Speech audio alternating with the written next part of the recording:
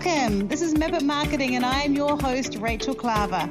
I love helping small business owners become more confident and more capable with their marketing. So this podcast is all here to help you do just that. It's me and the help of some great guests helping you learn new skills, new strategies and ideas. Let's jump in and get started. I used to think that I had all the time in the world, and now I feel that time is something that I am just running out of. And I don't mean that in a dark and terrible way, but it's more that I know that the thing that I have that is finite is time. And as I have become a parent and had a business and watched my children grow up and done a whole lot of really cool things, but also think there's all this other stuff I want to do, I know that once I use up time, I can't get it back. So when I use my time, I want it to be wise.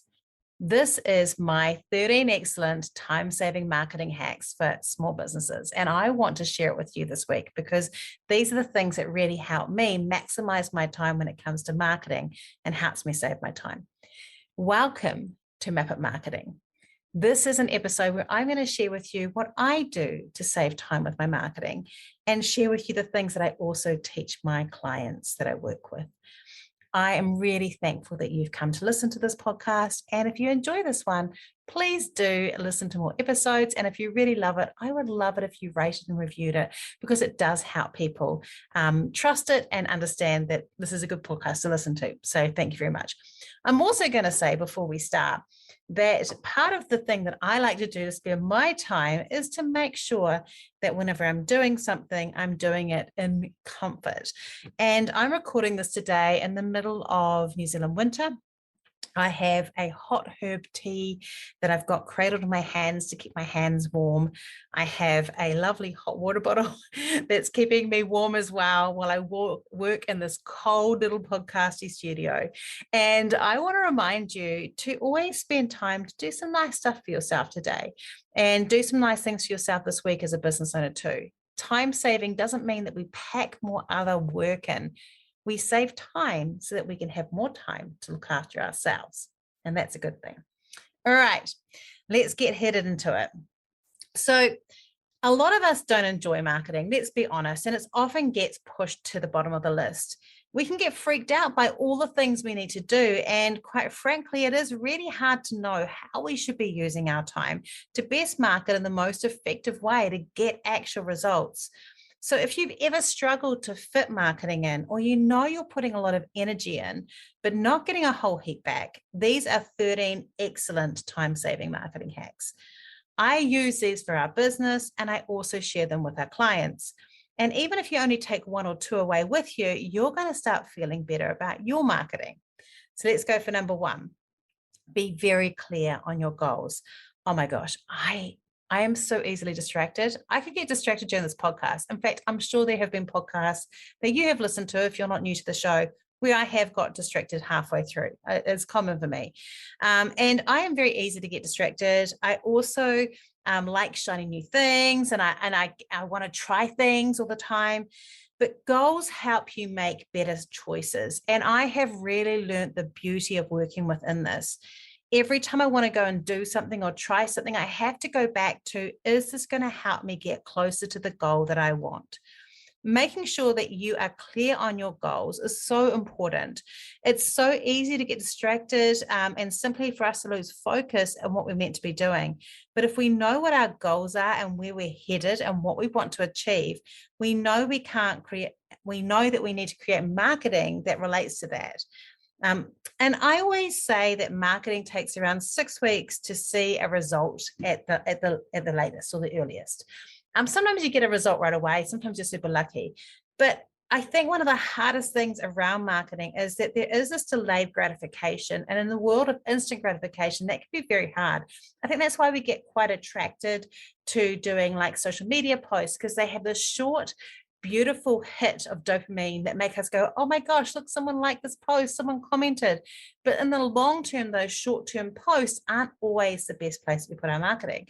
So being really clear on what our goals are and why we're doing things helps us stay with our marketing, stay committed. one of the things I want to say around this is, I've been called a shameless self-promoter. And I do really consciously use my marketing to talk about the things that we do. I use my Instagram stories to sell. I've been doing much of that in the last few months. And then I have little blips because I personally find it really hard and challenging. Even though I am known as a shameless self-promoter or a self-promoter, I find it very stressful and confronting to have to risk myself and put myself out there. I do it because it works. I do it because I need to be clear on my goals. And I do it because my business doesn't just support me. It's me and my husband. We have 2 daughters that work with us. So there's a family that's involved in this. Plus, we have a team that's not part of our family, but are really important to me. And then I've got my clients. And if I don't create a sustainable business through our marketing, I'm putting all of that at risk. So I know I need to keep that going. And that is part of me being clear on my goals. And that pushes me to get in that uncomfortable place and try things. So the first one, be clear on your goals. The second one is focus on creating long-lasting content. So some of the content that I talked about, social media posts, have a very short shelf life. Now, long-form video and short-form video actually do really well.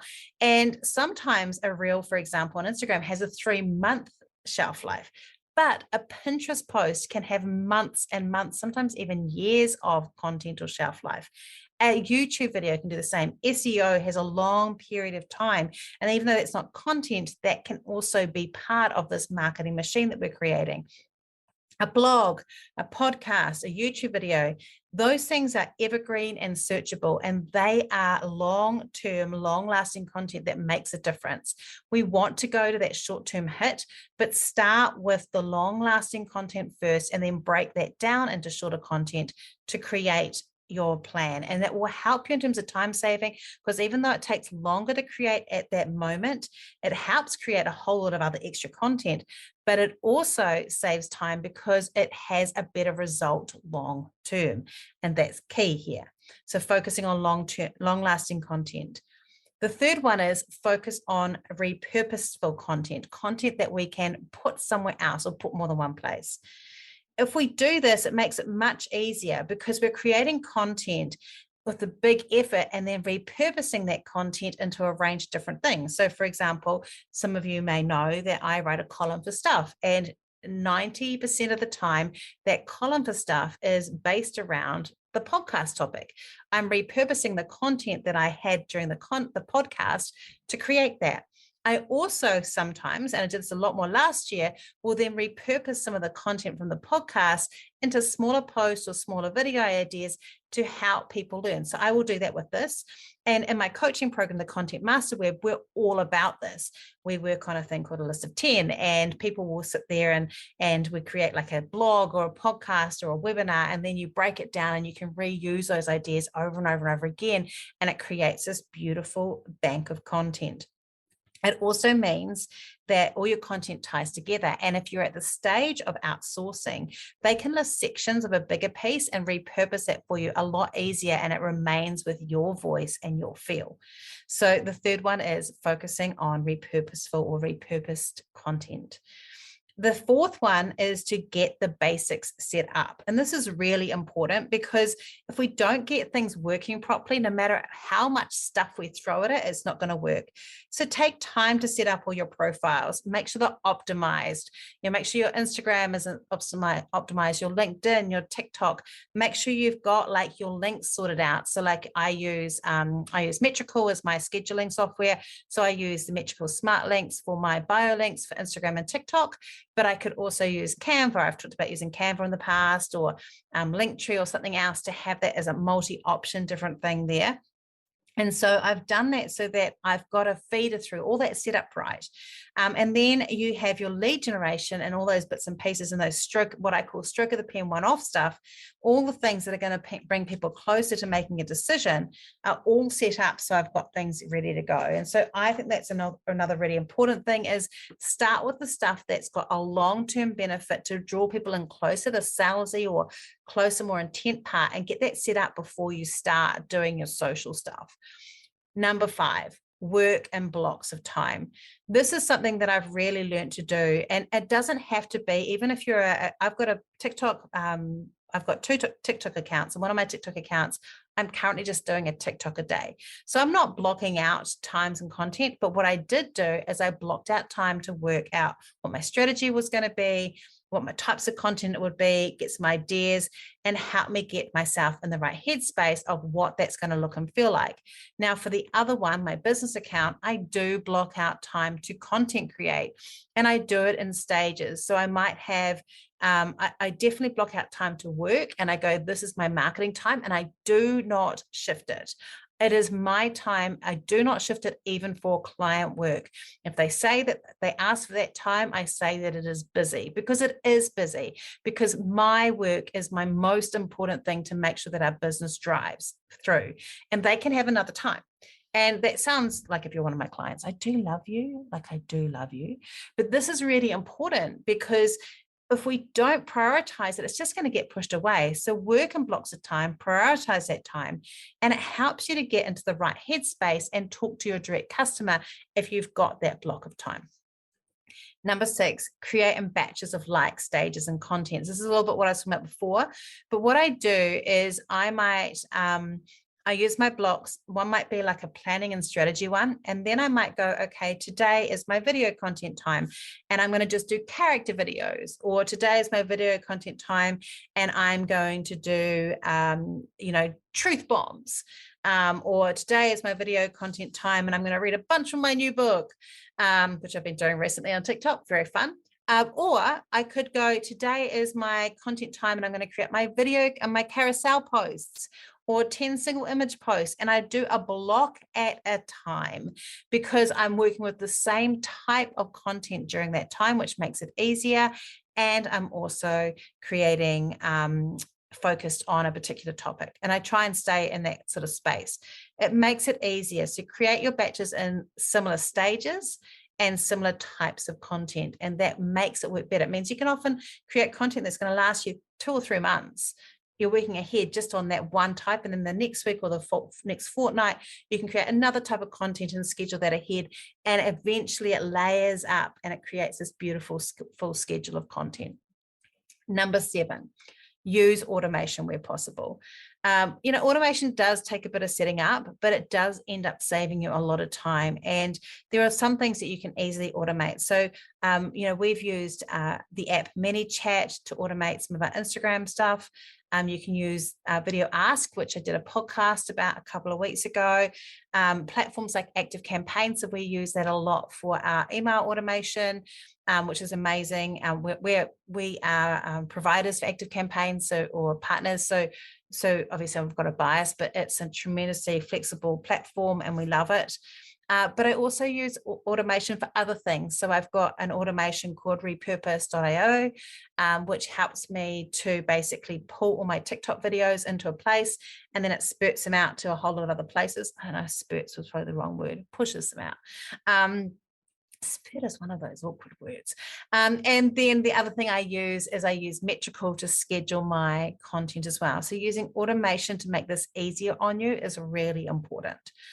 Number 8, I've just realized these don't have, the numbers are wrong. So I'm hoping hey, we've got a picture. Number 8, I've done that before, haven't I? Prioritize getting a virtual assistant for admin support. I believe that if you're going to push and you're going to do this, getting the admin support after that content is created, which should stay with the business owner as long as possible, because you know the feel and look and for your business. Now, some businesses aren't that, but most businesses, it should stay with the business owner. My recommendation for getting a virtual assistant for this is just have someone who's going to be in charge of like some of the Canva designing and the posting and things like that. And I recommend always save for 3 months worth of work before you start, because it's going to take them a while to get used to stuff. And as you're working and doing that, download loom.com and start recording tasks as you do them and create a library of tasks someone can do. So when you're ready for that virtual assistant, you can hand them over, because it's really hard when you're not used to working with someone and outsourcing work like that to kind of know how to do it. And sharing something with them once, it's easy for them to forget it. But if you've done a video walkthrough of how you do it and how you work, then they can easily copy that and follow it and just watch the video again and again till they've got it. So that's number 8, prioritize getting a VA for admin support. Number 9, oh, this is a bugbear for me. Use paid tools if they save you time. I cannot believe how many people always want to go for the free tool. And there are some cool free tools, but work out the value for your time. If a paid tool is cheaper for you a month than it would be for an hour of your work, it's a good tool to have. If it's going to save you an hour of your time and it costs less than a virtual assistant, for example, and it saves you an hour, then you should be using it. And I can't believe how many people will complain that the email platform costs them money or whatever. And you know that it's going to make them a couple of $1,000s every time they send that email out. And it's like, the reason the tool costs money is because it's actually really good. And there are some really good free tools and there are some really good cheap tools, but always looking at the cheapest version is actually really short-term thinking. Sometimes it's a really good idea to have paid tools, and I use paid tools because it saves me hours of work and it saves me having to pay someone else hours of work. And there is a time and place for me to do it sometimes, and there is a time and place for me to pay someone, but use paid tools if they save you time, see them like a little contractor, and then think about how cheap it is that tool is part of your business. Use paid tools. Number 10, use a scheduler. So I use Metrical. I'll put a link to it in my podcast notes. I'll put a link to a few things in here. And one of the things that I love about that is that it has great analytics. It is my favorite scheduler of all time. I absolutely love it. I've had my coaching clients on it and they are like, I can't believe how much time I'm saving, how much visibility it gives me. It is a great tool to use and it's not very expensive when we talk about tools. I have tried so many different tools in the past and this is the one that I'm very happy about. It's not the most beautiful tool, doesn't have the brightest colors and things like that, but it is an excellent tool. So do use a scheduler and don't just go for the free plan. Get one that's got a proper paid plan with all the stuff you need in it. Again, go back to number 9, using paid tools that save you time. All right, number 11, and this is really important. Take one learning curve at a time. Look, it's better to add platforms and tasks slowly. I like to jump all in. I don't know if you are as well, but actually this creates so much stress and pressure for us, and it's so unnecessary to put that on us. So add a platform and a task slowly, get used to it, and then add something else into it. This is something I've tried to do with my podcast clients, and I know of my coaching clients, and I know that for some of them in the Content Master Web that they really struggle sometimes to go at the rate that we're going, but for some other people it's the right rate, and it is hard when you're doing that with coaching. But be kind to yourself. You will see progress. You just keep on chipping away, keep on pushing against the barriers of comfort, and it will be okay. Everything feels uncomfortable when you are learning, and it's really important to understand what the block is. With video, often the block is that we're trying to get used to seeing our face and hearing our voice and all that stuff, along with learning a style, like a video style, along with learning how to use a platform, along with the technical stuff. And that's why it feels so overwhelming. So just chip away at it. Try one of those things at a time. Take the pressure off yourself. Take one learning curve at a time. Now, this one is important, and I don't believe I am putting this in here. I think I've mentioned it before in a podcast before. But I do recommend for those of you that struggle with content, even if you get a blog writer to help you with that longer form content, which is totally okay, as long as it's got your voice and feel in it, that you can use artificial intelligence, AI, to write some of the other bits and pieces. So you could use Jasper.ai, that's the one I use. There's lots of other ones. But if you can't write, consider it. You can repurpose content. So you can load up a blog like this, or the podcast details. I could load this up as a transcription, and then I could pull from that Pinterest titles and Pinterest information. I could put YouTube video ideas and titles and things like that. And it comes up with all that information, all those ideas, and supports the content. And I do use this sometimes, and I'm a writer, and I still use this a little bit for the things like Pinterest blurbs that sometimes I just don't have the energy to write that day. If I'm doing it, I may use Jasper. And so, don't shy away with it, but I will tell you that any of those platforms are only as good as the content you plug into it. So if you are not a content writer, you're going to end up with bad content. You need to have a savviness or start with something good to feed into it to get a great end result. So don't think it's going to just suddenly solve your problems if you're a content writer to use artificial intelligence. It doesn't do it that way. And that's really important to understand.